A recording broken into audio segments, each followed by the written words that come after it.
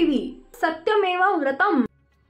राज उद्धव एकत्र येणार अशा भोसलेंच्या उत्तरानं उंचवल्या सगळ्यांच्या भुवया। म्हणाल्या, उद्धव आणि राज ठाकरे महाराष्ट्र मराठी माणसांच्या हितासाठी एकत्र येणार असल्याच्या चर्चा गेल्या काही महिन्यांपासून राजकीय वर्तुळात रंगत असतानाच याबद्दलचा सस्पेन्स वाढताना दिसतोय।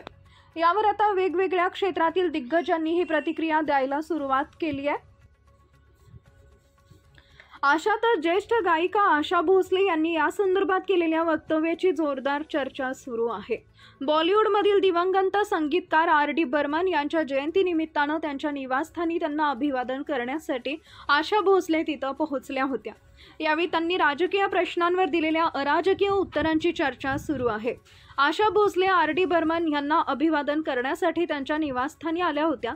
त्यावेळी राज्याचे सांस्कृतिक कार्यमंत्री आशिष शेलार देखील तिथं उपस्थित होते।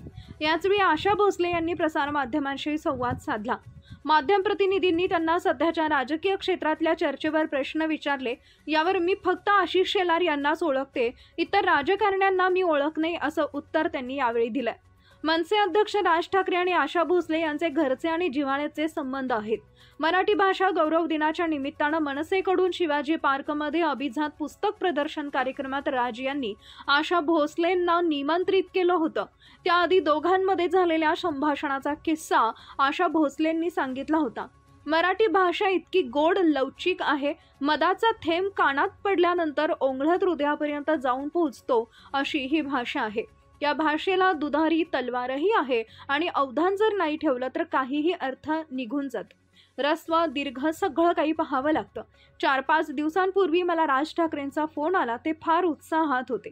ते मला त्यांच्या ठाकरे आवाजात म्हणाले, आशाताई, तुम्ही 27 तारखेला काही झालं तर संध्याकाळी 6 वाजता हवेत। मी त्यांना म्हटलं 60 वर्ष उशीर झाला बरं का।